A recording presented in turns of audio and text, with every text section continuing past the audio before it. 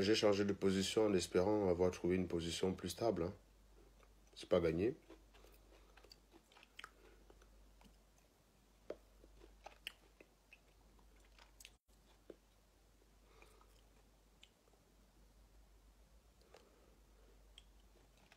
Donc, partager, partager, partager. On était 350 tout à l'heure. Essayons d'atteindre le même chiffre. Et surtout, envoyer les cœurs, hein, ça protège les directs. Voilà. Parce que les sardines, eux, ils envoient les têtes de mort avec une vitesse grand V. Dès qu'ils se connectent, paf, c'est un bon réflexe pour lui. Donc le réflexe de ton tina doit être d'envoyer les cœurs. Et oui, d'envoyer les cœurs. Donc on continue dès qu'on atteint le fameux chiffre. Et ensuite, voilà. Ceux qui sont au Cameroun ont la priorité d'intervention tout à l'heure quand ils vont demander la parole. Comme j'ai dit tout à l'heure, désolé, vous n'allez peut-être pas reconnaître ma voix. J'ai pas la même voix parce que je suis enrhumé. Voilà.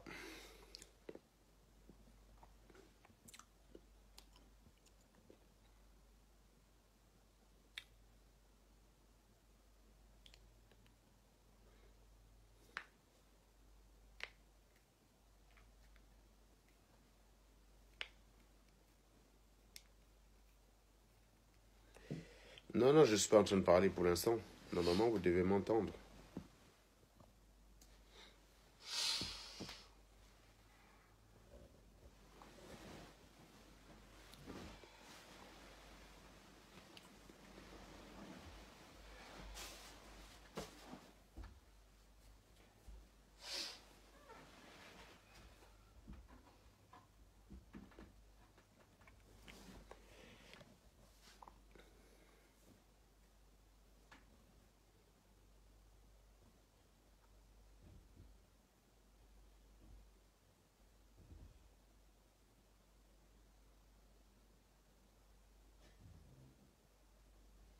Oui, on va reparler justement du poste de Boris Berthold.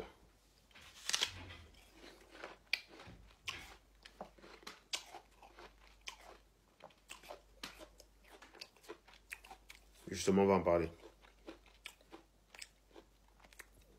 Ça fait partie du menu. Salut Philippe, ça va? T'es retourné aux US?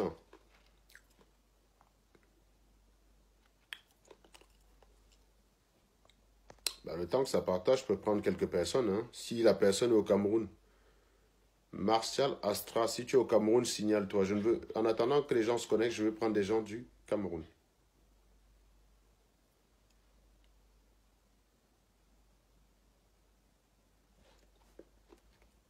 Oui, j'ai vu ça, Philippe. J'ai vu que tu étais aux States. Non, non, je peux. Je suis un peu fatigué parce que j'ai veillé à m'aider. T'imagines, on m'a programmé à 3 heures. Bah, j'ai accepté, hein, voilà. Vous savez, je suis très arrangeant. Il y a des personnes qui avaient des contraintes et des priorités. Bah, on m'a programmé à 3 heures. Voilà.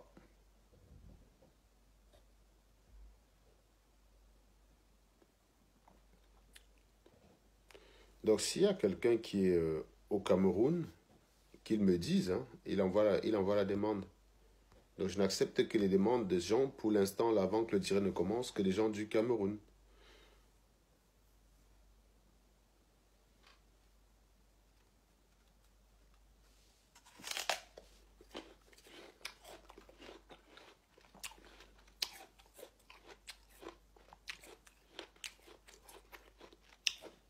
Molotov Rokov, est-ce que tu es au Cameroun? Je déteste les sourds. Donc, si quelqu'un m'envoie sa demande, il n'est pas au Cameroun, il est bloqué direct. J'ai dit avant que le direct ne commence, je ne prends que des gens du Cameroun. Donc, si quelqu'un m'envoie sa demande et qui n'est pas du Cameroun, il est bloqué direct. Donc, je vous conseille d'annuler votre demande si vous n'êtes pas du Cameroun.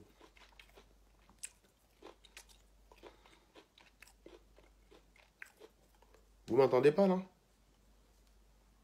Vous m'entendez, normalement? Bah, les gens disent... Bah, c'est du café? Non, c'est pas du café, c'est la Malta. C'est la Malta Guinness. Ne comptez pas sur moi pour boire de l'alcool. Hein. Je vous ai dit en direct, je ne donnerai jamais cet exemple-là. Je ne boirai jamais. Peut-être du vin, oui. Peut-être du vin. Si je bois l'alcool avec des gens qui sont autour de moi.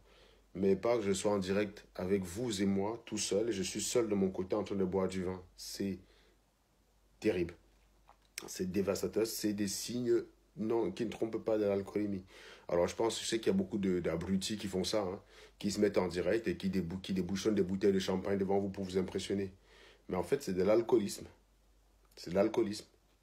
Boire tout seul, c'est de l'alcoolisme. Voilà, ça ne se fait pas. Donc je ne ferai jamais cela. Je boirai toujours du sans alcool quand je serai en direct. Et je prends l'alcool peut-être en direct que si je le bois en même temps que d'autres personnes autour de moi. Parce que sinon, ce n'est pas correct. Voilà. Qu'est-ce que j'étais en train de dire? J'étais en train de dire que vous avez suivi un marathon. Je ne sais pas qui a eu cette idée de marathon. C'était une très belle idée, hein, parce que pour une fois, on est obligé de travailler comme une chaîne télé, avec les programmes fixes, les renvois d'antenne à gauche, à droite. C'était vraiment du professionnalisme. Donc, c'est la personne qui a eu l'idée a été vraiment brillante. Donc, voilà. Et comme je disais tantôt, on a distribué les tranches. Moi, j'étais le plus arrangeant, donc j'ai pris la tranche, pas la plus simple, celle dans laquelle nous trouvons. Bon, on va essayer de faire ce qu'on peut, quoi. Voilà.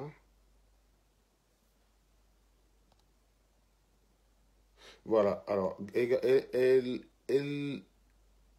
galantait. Allez, je te bloque. Déjà, je vais vous dire une chose. Un abruti qui dit, voilà, les gens sont debout pour t'écouter, blablabla. Si vous êtes debout pour m'écouter, pour me faire plaisir à moi, barrez-vous. Barrez-vous. Si vous êtes ici pour écouter parce que vous avez des choses à en tirer ou vous pouvez apprendre des choses, vous restez. Dans ces cas, ne faites pas comme si... Vous donnez souvent l'impression aux gens que écouter leur direct, c'est leur rendre service. Non, mon cher ami, si tu es là parce que si tu es sur ce direct parce que tu veux me faire plaisir, tu dégages. Tu te signales, je te bloque tout de suite. Moi, j'ai dit, j'aime les règles. Quand je dis je veux quelqu'un du Cameroun, c'est quelqu'un du Cameroun, point. Donc, si tu envoies ta demande, tu n'es pas du Cameroun, tu es bloqué. Je t'ai prévenu, je t'ai donné les règles. Tu les respectes, un point, c'est tout. Avant que le direct ne commence, j'ai envie de parler avec quelqu'un du Cameroun, c'est tout. On a tellement fait des directs où on est tout le temps entre nous en Europe en train de parler. Bon, on a décidé de changer de stratégie. Ça fait partie des résolutions de Berlin.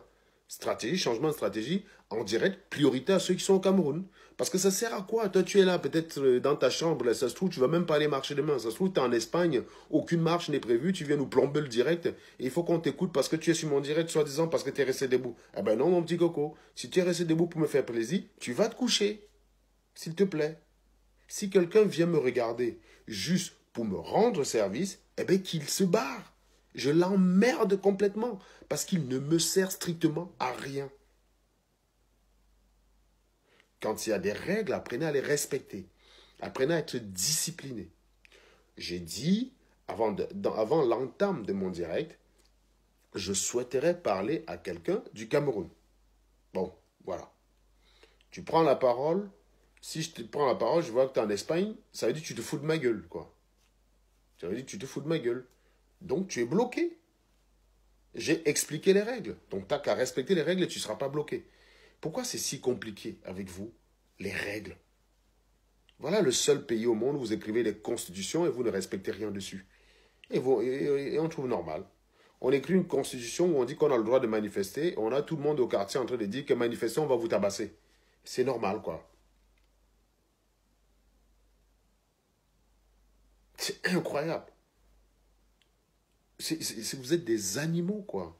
Je me rends compte au fur et à mesure que la révolte dure, il y a des faux tontinards qui se trahissent au fur et à mesure. Il y a des faux tontinards qui sont en train de...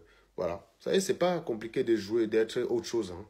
C'est pas compliqué d'être faux pendant longtemps, quoi. C'est très compliqué d'être faux pendant longtemps. Donc, c'est facile au lendemain du hold-up de dire hold up, non, hold up, non, hold up. Mais quand ça devient un peu long, on se rend compte qu'il y a des gens qui sont faux. Et j'ai par exemple eu le plaisir Alors, il y a quelqu'un qui me dit passe dessus et hop, elle est bloquée. Voilà. Tout ce que j'ai fait dans mes directs, j'estime que c'est utile. Donc, si tu ne trouves pas que c'est utile, tu es bloqué direct. Quand je m'épanche sur un point, c'est parce qu'il y a une leçon à en tirer. Si tu te fais chier, tu dégages. Donc, tu es bloqué. Voilà.